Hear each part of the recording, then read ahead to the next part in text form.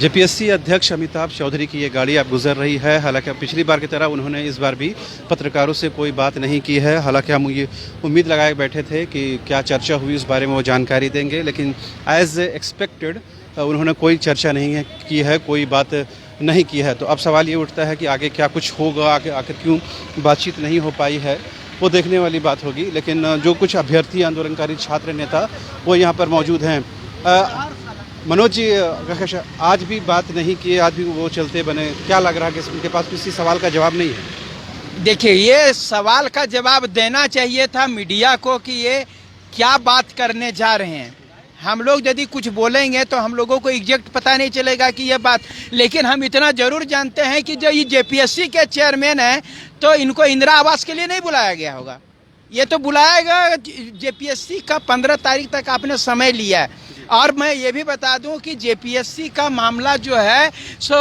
हमारे कहिए राष्ट्रपति महोदय के पास में भी उठ गया है और यहाँ पर चला गया, तो वो निश्चित रूप से जो है वह महामहिम जो कह रहे होंगे कि राष्ट्रपति उनका जो संवाद या लेटर आया होगा, हम अंदाजा लगा सकते हैं कि ऑफिशियली जो है कि इस पर क्या कर रहे हो। अब ये दबाव में क्या करेंगे पता नहीं, ये चीज नहीं कर। मुख्य परीक्षा स्थगित होने के बाद दूसरी बार तलब किए गए हैं, तो एक के बाद एक कहीं ना दबाव उन पर बढ़ता हुआ जा रहा है। जी जी बिल्कुल, इंस्टीट्यूशंस मुझे लगता है कि अपना रोल बहुत बखूबी निभा रही हैं और ये बात अभी प्रेसिडेंट तक पहुंच गई है।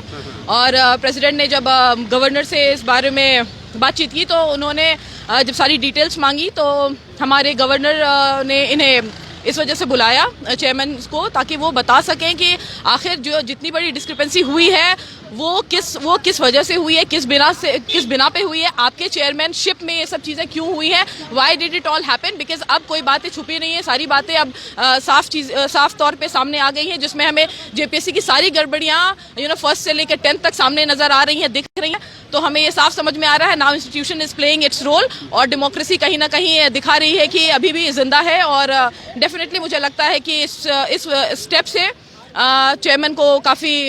दिक्कतें होने वाली हैं। राष्ट्रपति भवन तक ये बातें पहुंची और एक के बाद हाईकोर्ट में भी मामला गया और वहां से कहीं ना कहीं इन लोगों ने स्वीकार किया है कि कुछ गलतियां हुई हैं, उसके लिए कुछ टाइम चाहिए, उसकी वजह से जो मुख्य परीक्षा को स्थगित करना पड़ा। क्या लग रहा है जो इस तरह से पत्रकारों से बात नहीं करना, मीडिया से किसी सवाल का जवाब नहीं देना, तो क्या लगता है उनके पास किसी प्रश्न का उत्तर है कि नहीं? हाँ सर, देखिए मैं यही बताना चाहूँगी कि कोई भी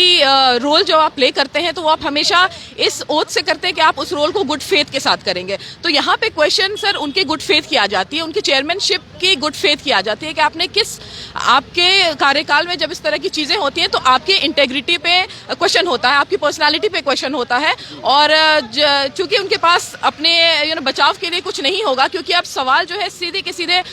उनके ऑफिस पे है, तो अब उनके पास बचाव का कोई साधन नहीं था, इसलिए शायद वो रुके नहीं और कुछ जवाब नहीं दे पाए। एम्प्लॉयमेंट को लेकर के, नियोजन को लेकर, रोजगार को लेकर झारखंड में जिस तरह से एक स्पष्ट तस्वीर नजर नहीं आती है, क्रिस्टल क्लियर कुछ बात समझ में नहीं आती है, चाहे जेएसएससी की बात कर लें, जेपीएससी की बात कर लें या अन्य रोजगार की बात कर लें, तो नौजवान आखिर झारखंड का करे तो करे क्या? हाँ डेफिनेटली सर, और ये सिर्फ झारखंड की बात नहीं, मैं तो पूरे इंडिया की बात करूंगी कि 50 years में in last 50 years this is the highest unemployment rise we have seen in a country or in a state specifically। आप झारखंड की भी अगर बात कीजिए तो इतने 21 सालों में ये सबसे ज्यादा इस दौरान हमारी अनएम्प्लॉयमेंट बढ़ी है। तो अब इसका रीजन जो है सर मैनीफोल्ड है, बहुत सारी रीजंस है इसके, सोशियो इकोनॉमिक बहुत सारे रीजंस हैं जिसका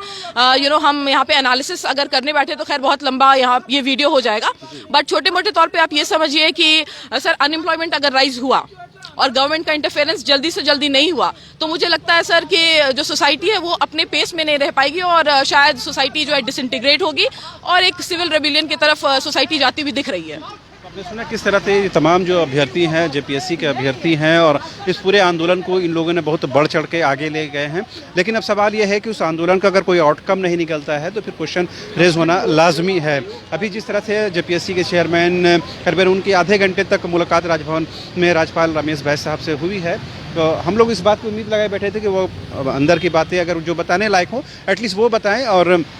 छात्रों के हित में बताएं, जनहित में बताएं, नियोजन के हित में बताएं, रोजगार के हित में बताएं, झारखंड के हित में बताएं। अगर कुछ बातें ऐसी हैं ताकि पब्लिक डोमेन में जाएं और लोगों को लगे, और खास करके नौजवानों जो बेरोजगारी का दंश झेल रहे हैं उनको एटलीस्ट ये लगे कि जो चेयरमैन साहब हैं या फिर जो जेपीएससी है वो रोजगार को लेकर के, एम्प्लॉयमेंट को लेकर गंभीर है, संजीदा है, प्रतिबद्ध है। तो वो अगर बातें नहीं आती हैं तो कहीं ना कहीं एक वेग बन जाता है और कहीं ना कहीं जो कॉन्फिडेंस का अभाव हो जाता है, विश्वास बहाली नहीं हो पाती है, जिसका कहीं ना कहीं नुकसान उठाना पड़ता है। तो उम्मीद करनी चाहिए कि आने वाले दिनों में बातें स्पष्ट होगी, लेकिन एक के बाद एक जिस तरह से जेपीएससी चेयरमैन को राजभवन में तलब किया जा रहा है, मुख्य परीक्षा स्थगित होने के बाद ये दूसरी बार ये राजभवन आए हैं, क्या बातें हुई हैं वो थोड़ी देर बाद ही स्पष्ट हो पाएंगी। लेकिन अभी उन्होंने किसी तरह की कोई बात नहीं की है। और जिस तरह हम लोगों ने छात्र नेता मनोज यादव से बात की है और कहकशां से बात की है, तो तमाम लोग किसी न किसी तरीके से अपनी बात रखने की कोशिश कर रहे हैं और ये बताने की कोशिश कर रहे हैं कि जेपीएससी चेयरमैन के पास या आयोग के पास किसी भी प्रश्न का उत्तर नहीं है। यही वजह है कि वो किसी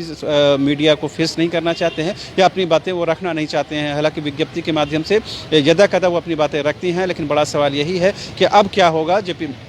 7वीं से 10वीं जेपीएससी परीक्षा का क्या हाल होगा, क्या इसे भी रद्द किया जाएगा या उस दिशा में आगे बढ़ गया है या फिर से रिवाइज रिजल्ट निकाला जाएगा या छात्रों की मांगों पर कहीं ना कहीं गौर फिक्र की जाएगी। अब ये देखने वाली बातें होंगी, लेकिन इस तमाम मामला जो है वो कोर्ट की दहलीज तक पहुंच गया है, वहीं से छात्रों को न्याय मिलेगा। कैमरा पर्सन हृदय के साथ रांची से न्यूज़ बाइस्कोप के लिए शहनवाज।